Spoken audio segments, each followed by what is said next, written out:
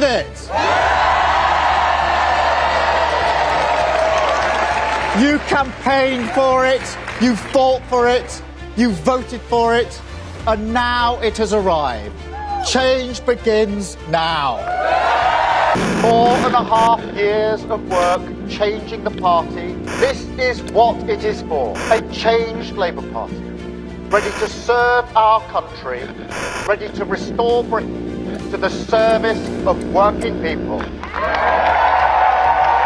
Keir Starmer's Labour Party won a landslide victory in the UK general election, sweeping hundreds of seats across the country and ending 14 years of Conservative rule.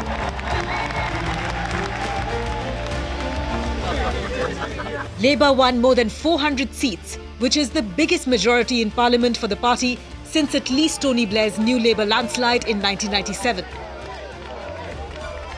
UK's new Prime Minister is a lawyer by profession. Sir Keir was knighted by the late Queen Elizabeth II for his services to law and criminal justice. Keir Starmer. He was first elected as a Member of Parliament from London in 2015. Starmer took over from the hard-left Labour leader Jeremy Corbyn in 2020 after the party was reeling from one of the worst defeats in its 100-year history. Starmer was ruthless in changing his party, purging the Corbynites, including Corbyn himself, and bringing it into a position to win and govern again. Under Starmer, the party has moved to the centre of the political spectrum, abandoning much of its leftist working-class traditions. But now he has his work cut out. Britons are reeling from the impact of Brexit, the pandemic, and a historic fall in living standards.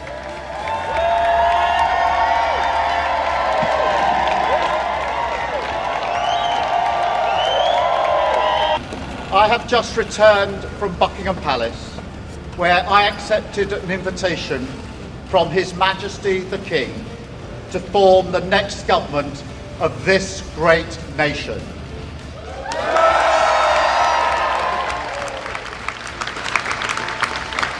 I want to thank the outgoing Prime Minister, Rishi Sunak.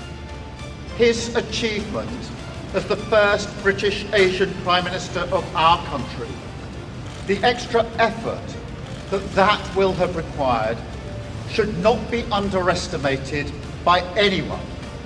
And we pay tribute to that today. On the other hand, voters punished the incumbent Conservatives for a cost of living crisis and years of instability, fighting and scandals during a reign that saw 5 different Prime Ministers since 2016. It is a Labour landslide being predicted. Over the years, the public believed that the government mishandled almost every major issue, from health to immigration and the economy. When outgoing Prime Minister Rishi Sunak took over, he tried to pitch himself as an experienced administrator with a clear plan to fix the country's major problems.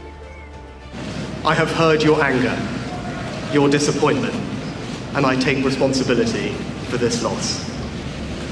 To all the Conservative candidates and campaigners who worked tirelessly but without success, I am sorry that we could not deliver what your efforts deserved.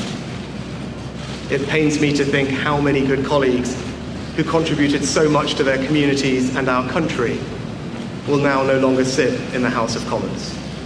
I thank them for their hard work and their service. But he was seen as out of touch with ordinary citizens and unable to make strong, decisive decisions. His extreme wealth has also been a problem. Sunak's decision to call for snap polls backfired and left his party near extinction. One of the most notable defeats was that of Liz Truss. The former Prime Minister served just 49 days in Number 10 before being ousted by her party. She lost her South West Norfolk seat. Reform UK, the right-wing successor to the Brexit Party and the UK Independence Party, finally broke ground this election. Reform UK leader Nigel Farage won a seat on his 8th attempt. Believe me, folks, this is just the first step of something that is going to stun all of you. Thank you very much. Former US President Donald Trump had nicknamed Farage Mr. Brexit after he helped persuade a majority to vote and leave the European Union in 2016. Reform UK drew controversy during the 2024 campaign over offensive statements made by some of its candidates and activists.